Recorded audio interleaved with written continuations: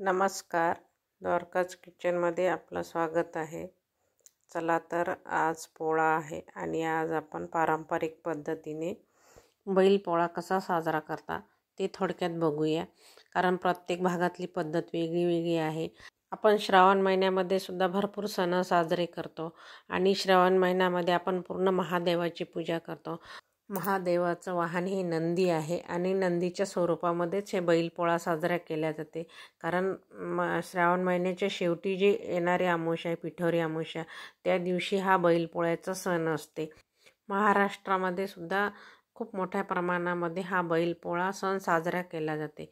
कारण हा बैलपोळा सण हा शेतकऱ्यासाठी खूप मोठा सण मानला जाते. कारण हा बैलाचा सण आहे आणि ह्या वर्षभर शेतकऱ्याला शेतामधले पूर्ण कामं करण्यास मदत करतो आणि वर्षभर शेतकऱ्यासोबत हा राबत असतो हा बैल. चला तर थोडक्यात आपण बैलपोळा कसा साजरा करायचा ते बघूया. आज बैलपोळा म्हटल्यानंतर बैलाला दिवसभर आराम असते. छान नदीवर नेऊन आंघोळ वगैरे घालतात, स्वच्छ करतात आणि छान संध्याकाळच्या वेळी छान सजावट करतात बैलाची.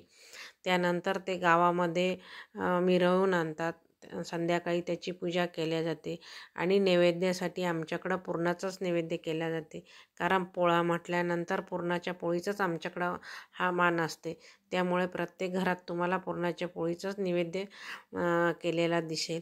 तर या पद्धतीने आपण साध्या सोप्या पद्धतीने आज आपण घरीसुद्धा पूजा करणार आहोत.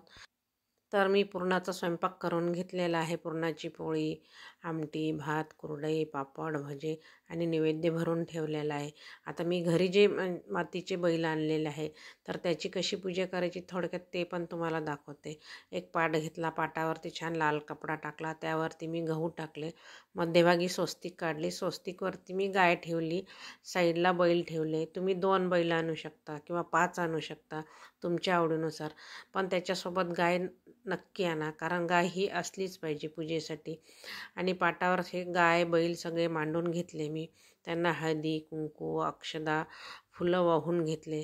त्यानंतर हरळ आघाडा ठेवावा. बेलपत्र असेल तर बेलपत्र व्हावं. कारण नंदी हा महादेवाचा वाहन आहे. त्या स्वरूपातच हे बैलाची पूजा केल्या जाते. पाटाभोवती मी आधीच रांगोळी काढून ठेवली होती.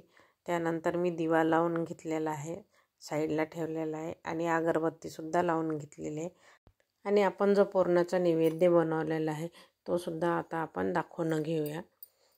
आता हे नैवेद्य लावल्यानंतर आपण आरती ओवाळून घ्यायची, अगरबत्ती पण ओवाळून घ्यायची आहे.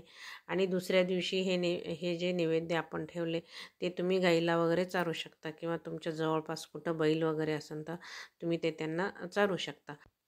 तर शेतकरी लोकांची पण पद्धत आहे, तुम्हाला ते पण दाखवते मी थोडक्यामध्ये.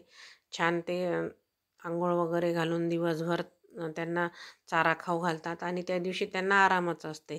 तर संध्याकाळच्या वेळेस त्यांना छान सजावट करतात आणि अंगणामध्ये पूर्ण रांगोळ्या वगैरे काढतात त्यांच्या स्वागतासाठी.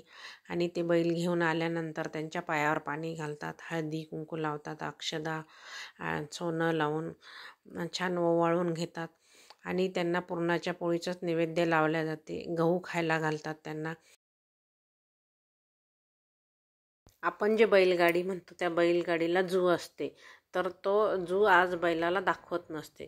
कारण ते जूसुद्धा ते धुवून त्याला गेरूचं कलर देऊन त्याला चुन्याची टिपकी देऊन हे बाजावरती असं मांडतात आणि झाकून ठेवतात आणि तिथंच त्या बैलाची पूजा केल्या जाते. आता हे बैलाची छान पूजा केली त्यांनी, औक्षण हळदी कुंकू औक्षण वगैरे करून आणि पुरणाची पोळी पण खाऊ घातलेली आहे. आणि जो माणूस बैल घेऊन जातो त्यालासुद्धा औक्षण केल्या जाते. तर असा हे पारंपरिक पद्धतीने बैलपोळा साजरा केला जाते.